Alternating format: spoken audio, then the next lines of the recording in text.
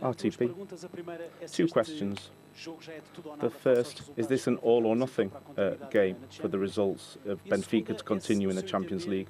The second, in your understanding, could this game be influence the Benfica elections? In terms of the elections, playing for Benfica, training Benfica in itself is pressure, take responsibility. It's not for just anybody. But this pressure is enough, being the coach of Benfica or being a Benfica player.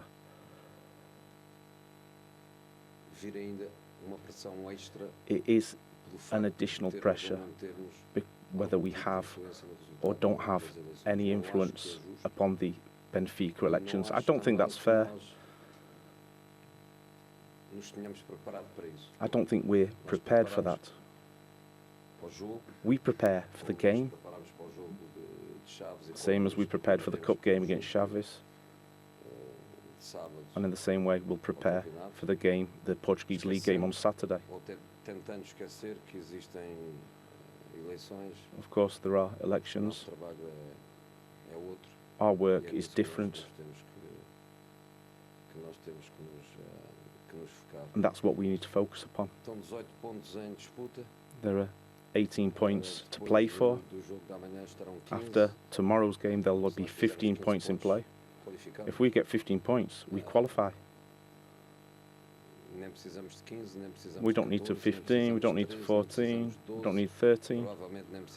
Probably we wouldn't even leave 11 points, so tomorrow's game isn't decisive. We will play the game thinking, yes, we'll play the game as if it was our last opportunity.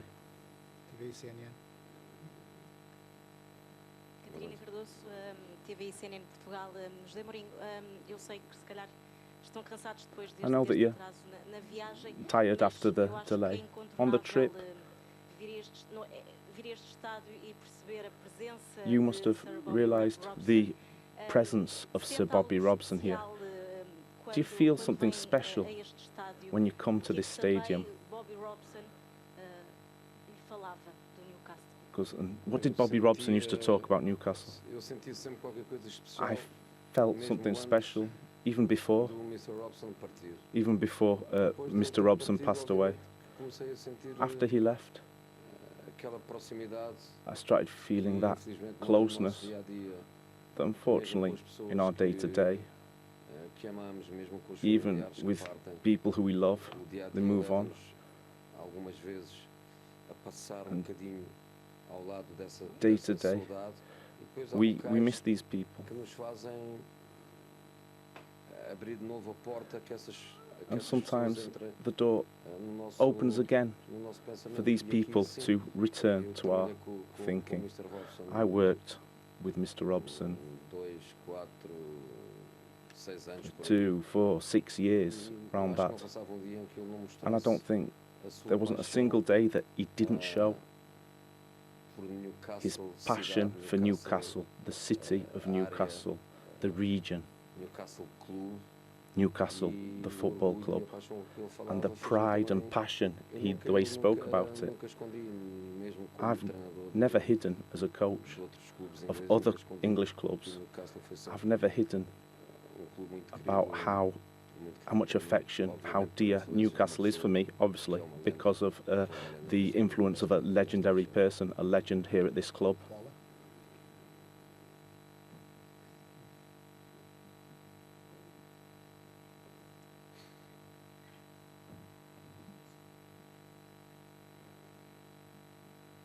Jose, sorry, after the first Portuguese press, we'll have your Imprensa portuguesa depois. Good evening. What is still missing from the team and what do they need to win tomorrow? But we might win, so we might need nothing more. It could happen. Could happen. Maybe we win the game tomorrow, and at the end of the game we'll say nothing was missing in order to win here. Let's see.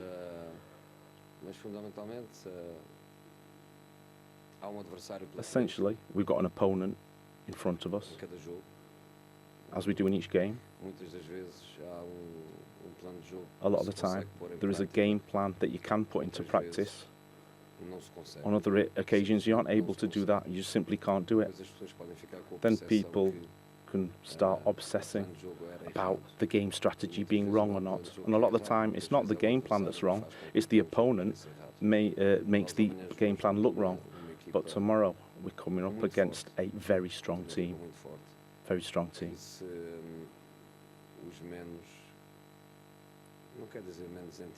I don't mean less maybe qualified people look at the Premier League. I don't know if there have been like 10, 11 games, and they start immediately misled about the capacity and potential of this team. They're very organised, hand-picked players to play as per Eddie's ideas. A physical team, a tremendously physical team, very strong in direct play, very strong at set plays. They've also got very quick players on the wing, and they haven't just got two, they've got four very quick wingers, two on the pitch, two on the subs bench. They're a very strong team in an absolutely fantastic stadium to play in, and it's a stadium that plays with them. People don't come here to see the game. People come here to play alongside their team. So tomorrow's a very difficult game for us, but I believe it's also a very difficult game for them too. Pedro Cunha from 0-0. We visited the Bobby Robson Foundation today, and we interviewed his son Mark, who said that you will be received very well here because they know about the bond between Jose Mourinho and Bobby Robson. My question is related to this. How special is this stadium? It's different within English football. Do you put it within the sort of great stadiums in English football? It's not just the stadium, it's the stadium, the club, the history. It's the passion of the fans. And over these last years, the economic power they've got that has allowed them to have the team that they have. It's allowed them to get out of a difficult situation and win, for the first time in decades, a competition, as they did with the League Cup a few years ago, which has allowed them to play for 2 seasons in the Champions League. And as you know, playing in the Champions League and playing in the Premier League at the same time is really difficult. It's very difficult to get a Champions League qualification place. It's a team that are very close to even bigger things that the people here deserve. It's a totally different region to London, the culture, the culture of Chelsea, Arsenal, Tottenham, the biggest London teams. The culture is totally different to the culture, the city in this region. I love playing here. I said that to the players when I spoke to them yesterday. Even as an opponent, it's beautiful playing here. It's fantastic playing here. You'll see the atmosphere tomorrow. It's an extraordinary atmosphere. CMTV. Good evening, Pedro Neves de Souza from CMTV. My question, before the game, would you accept a draw for this game? No. No. I said the same thing about Chelsea. I said the same thing for Chelsea, and we lost. So maybe I should have taken the draw, which is better than losing. No, not before the game. We want to play. We want to play. We're prepared within our limits to play. The fact that we trained today at the training ground, so if we were here, it'd obviously be difficult to train properly, so we properly trained today, and we've prepared specifically for this game. We know that they're going to try and play to their strengths, and we have to be in a situation to be in the game, to make it more comfortable for us. Second question, when interrupted me. Before the game against Porto, within that context that Benfica could be 7 points behind, you always said Benfica could be 1 point behind, or could get a point at the Porto Stadium. And everybody is talking about Rui Costa defending the team's results. And that the Benfica team could be a supplementary support to Rui Costa in these club elections. I pretty much answered the same question to your colleague. We're not really involved in this context. Our mission is something else. We have to try and be isolated from this situation. Being a Benfica player isn't easy. Being the Benfica coach isn't easy. The inherent responsibility to playing in front of the fans want wins. The fans want good games. That is sufficient for all of us to be focused, motivated, to be responsible. It's more than enough. The situation with the club elections, it would be an additional pressure if we were to focus on it, but we're not, honestly, focused on that.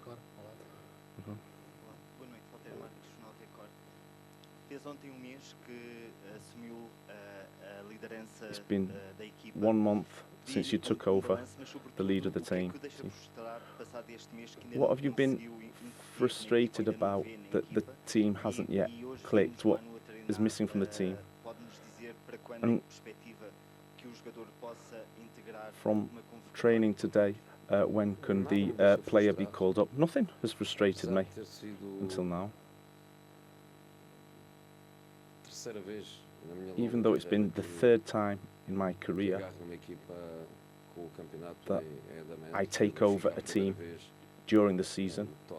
Benfica for the first time, Tottenham was the second time, Benfica's the third time. So I can't say I have a lot of experience of joining a team during the season, but these small experiences have given me the awareness that it's a lot more difficult than starting a season when you have time to work, you have time to get organised, time to discuss things internally.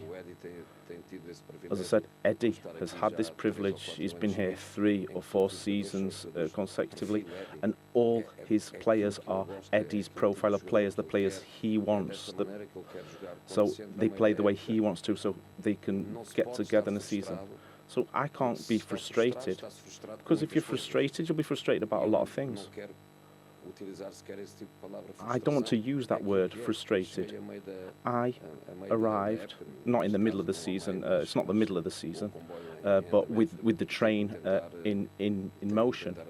So I have to try to adapt to this without feeling any type of frustration.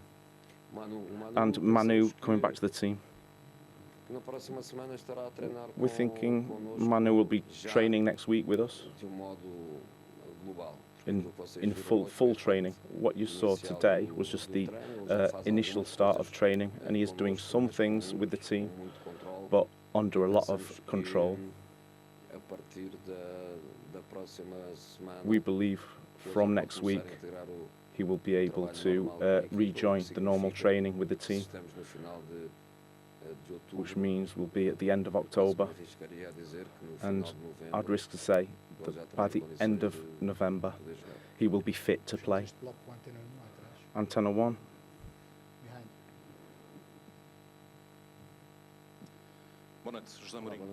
Good evening, sir. Antenna 1. You interrupted the question for Anatoly about if you'd said anything to the team after the game against Chaves. I never say anything. I never say anything. When the game finished, I never say anything. I go to the dressing room, I greet the players. It's not the time to talk to them. I don't talk. I never do that. Therefore, because what you said at the press conference at Chaves, that the team have understood the message from the coach. The team wants the same thing I do. We don't have any divergence of opinions. What I said a short time ago, the one thing is the game plan, and another thing is what you see on the pitch. In terms of the relationship of the coach and the players, you train one way, you think in a certain way, then you aren't able to do that. Between me and them, there is no type of disagreement in terms of what I want and what they want. What I wanted was that as soon as we scored the goal, we'll go and we'll kill off the game. They tried to do that and they didn't manage it. So if we analyse the game afterwards, we did have opportunities in the first half. Pavlidis was in a good position that he tries to chip the keeper, but it goes out. Lukavakio is one-on-one against the goalkeeper. Enzo hit a volley after Rego's header. The ref called a foul that wasn't a foul. So they tried. So you get into a sort of slower rhythm of the game that honestly I think was the rhythm that Chavez are used to playing at. Now, you are the first one. You deserve it. Jose, when Newcastle eventually won a trophy, you must have watched that. How did you feel, and did you think of Sir Bobby, what he would have felt on that day? Yeah, you know. Sir Bobby is a legend here. And in England, when you are a legend, there are many reasons to be a legend. He loved this club. He gave everything to this club. Of course, he would be so happy with that victory in the cup. I was very happy. I know that is not the target. I know that Newcastle and all the Georges, what they want is bigger than the League Cup. But the League Cup is a beginning. To play in the Champions League is another very important step. And I think the club goes in the right direction. Many clubs with new owners, with fresh money, lots of wrong decisions, lots of ups and downs. Newcastle, since the moment they have the new ownership, Eddie, stability, they change sports directors for obvious reasons. That's the new football is like that, but lots of stability. The profile of the players, I never see a player that Newcastle get that doesn't fit a model, doesn't fit a profile. They do things really, really well. That's why they are where they are. So I'm so happy with that. I congratulate Eddie and the club and the fans and you know, Lady Elsie Robson and the three boys and the grandsons. I think they are so happy to be like the legacy of Sir Bobby. Josie, I think there's a feeling around about these parts that currently Newcastle are in a little bit of a transition. There was the Alexander Isak saga in the summer, of course he left for a British transfer record. They've since signed Nick Volterman for a club record transfer fee. I wonder, looking from afar, I know you've been busy yourself, but I wonder what you made of all of that. You know, what happened with Isaac in the summer is very difficult for a club, very difficult for a coach, and very difficult even for the fellow players.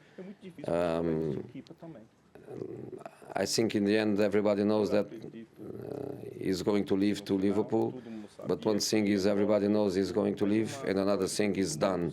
When it's done, you move on. When it's done, you have a new player. When you have a new player, you train and you adapt to play with a new player, because of course Isaac and Voltermate, they are different players. But again, that's what I was saying. There is always a period of transition for new players. It looks like this boy is here all his life because he's performing, he's adapted, he's loved by the fans. Newcastle is doing the things right. He's doing the things right. Good evening. You know from your experience in the Premier League how difficult it is to come and win at this stadium, and you spoke to the Portuguese press about that. Can you just tell the English media, what have you been telling your players about what it would be like to play under the lights at St James's Park in the Champions League? I told them that is beautiful. Absolutely beautiful. Even as an opponent, it's beautiful. Of course, they are going to play with the Newcastle players, but I think they will respect us as an opponent. They will respect our game. They will respect if we are going to be successful.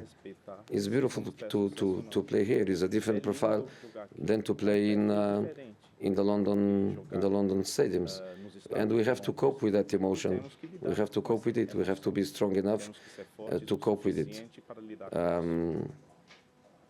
But as I was saying, players they have to enjoy, and I think they are going to do it. It's going to be difficult for us. We have to try to impose our qualities, which are different qualities than Newcastle. But in some moments where Newcastle impose things where they are superior than us, we have to cope with it, and we have to be ready to suffer on the pitch, because it will be a very difficult match. Here, please. Hi, Jose. One theme, 3 questions. Did you ever come close? 3 questions. One theme. Oh. We have to dinner. One question. It's One question. Did you ever come close to managing Newcastle? If not, do you wish you had have done? And is it the only club you would return for in the future? Never close, no. Close to come with Sabobi, but was a moment in my career where I made my mind, and I knew the direction I wanted to go. And I think one of the qualities of an assistant is to be ready to give everything and to focus only on your boss and the club and not on yourself. And that possibility came in a moment where I was already thinking about myself. I was already thinking about my career, and I never wanted to be an assistant coach when I was not ready to give everything. And then lots of talk, media talk, but honestly, I was never contacted by Newcastle, never. The guy in white, please. Anyone who knew Sir Bobby knew he adored you. He absolutely loved you and cherished his time with you. How important was he in terms of launching you into the career that you ended up having as a manager, or are having as a manager? One thing is the opportunities that he gave me. He took me to Barcelona, and for a young guy to go to Barcelona and to have the opportunity to stay there as long as I stayed, because I stayed there even after Sabobi. I stayed there 3 more years, so it was an incredible experience for me. And that door is a huge door that was only opened by Sabobi. The second thing is what I've learned at the football level and at the human level. And the third thing was the trust that he put in myself, which made me, especially at that period, because now is more like that, but at that period, assistant coaches were very limited in their area of action. Nowadays is different. Now assistant coaches, they are more important, they have more freedom, they have more responsibilities in hands.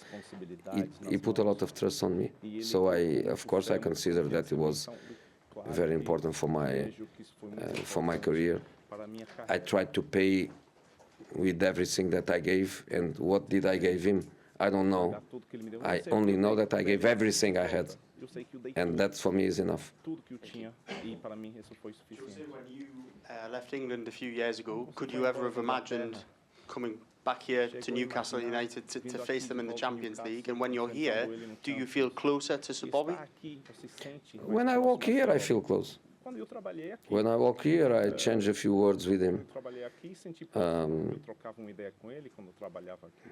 And it's a great emotion. When I left England a few years ago, yes, I thought that Newcastle was not far from it.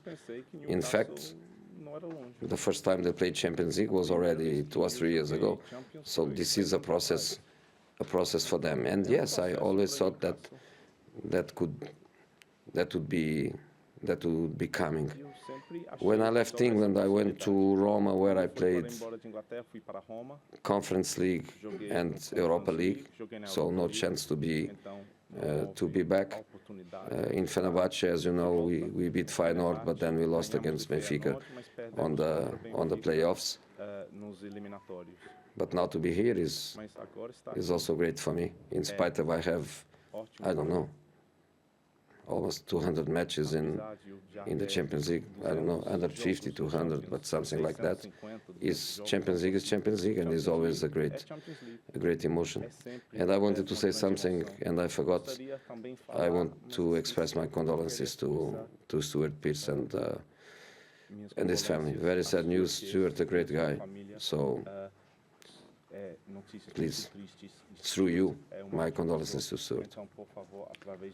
Last question here. Hi, Jose. Do you regret not managing at this club, which you appear to have affection for? And is it something you've ruled out in the future, or could that still happen one day? I don't regret, because I never had a chance to.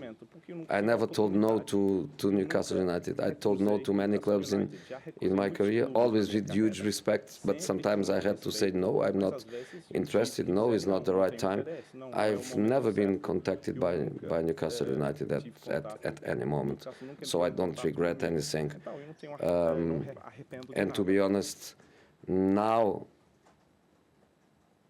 I don't think they need a coach. I hope that they don't need in the next years, which means that everything goes well for the club and for Eddie, which is what I wish. But in the top of that, in this moment of my career, wouldn't be another club where I could be happier and more motivated than I am at Benfica. So I wouldn't change Benfica for any club in this moment. Thank you all. Good evening. Thank you, everyone.